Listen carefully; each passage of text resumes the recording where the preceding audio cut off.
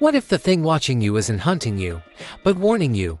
Because in one quiet town, every time it appeared, something terrible followed.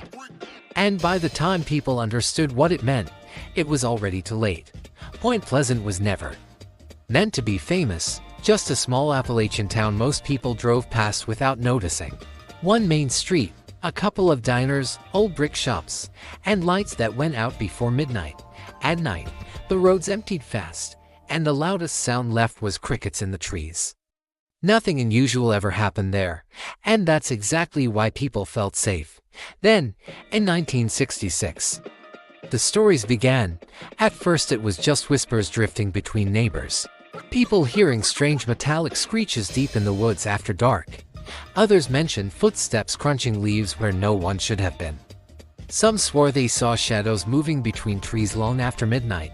Most laughed it off as animals, wind, or bored kids playing tricks, until four teenagers decided to drive out to the abandoned TNT area. One night, they just wanted somewhere quiet to talk and hang out. They parked near the old concrete bunkers and shut off the engine. The headlights died, and the woods swallowed them in silence. No insects chirping, no wind blowing, no distant cars. That silence pressed against their ears like something was listening back. Then, someone noticed a shape standing between the trees. At first it looked like a man just watching them. But the longer they stared, the less human it seemed. It was too tall, too thin, stretched in ways a body shouldn't stretch. Its arms hung too low, almost to its knees. Its head looked small and narrow against wide shoulders. Then it stepped forward into the moonlight. That's when they saw the eyes. Bright red, glowing like embers in a fire. Not reflecting light, glowing on their own. Nobody spoke, nobody breathed, nobody even moved. Slowly, the figure spread something behind its back. Wings unfolded into the air, huge and unnatural. Wider than the car. Taller than any bird they had ever seen. But it didn't flap them. It didn't make a sound. It simply leaned forward and glided toward the car.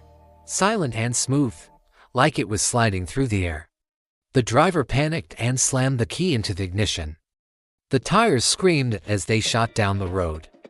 80 miles an hour, then 90, then faster. And somehow the thing kept up. Not flying overhead, not chasing behind. Just gliding beside the car like it weighed nothing. Those red eyes never blinked. Never looked away. Just stared straight through the windows like they were being studied. They didn't slow down until they reached town, shaking and screaming.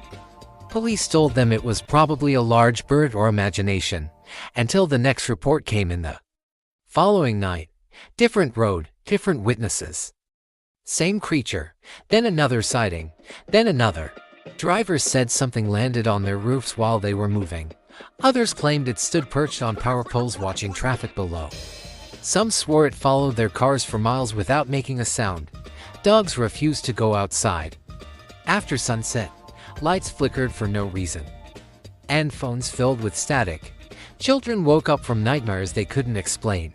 The entire town felt heavy, like the air before a thunderstorm. And the strangest part, the creature never attacked anyone. It never touched anyone.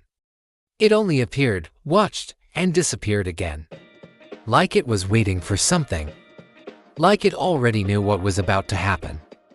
Then December came, and rush hour filled the Silver Bridge. Cars packed bumper to bumper with families heading home. Everything felt completely normal, until the metal began to scream. Steel snapped like gunshots. Concrete cracked beneath the weight. And in seconds, the bridge collapsed into the freezing river below. Headlights vanished into black water as 46 people died. After that day, the sightings stopped completely. No glowing eyes, no wings. No reports, nothing. Like the thing had never existed at all. Some call it a monster, others say alien, others say mass hysteria. But the people who saw those red eyes all agree on one thing. It didn't feel angry or violent. It felt like a warning. And maybe that's what makes it worse. Because monsters you can fight. But warnings mean it's already too late. So if you're ever driving alone at night and you see two red lights watching from the trees, Don't stop, don't film it, and don't get closer. Just leave. Because if the Mothman is watching you, something terrible might already be on its way.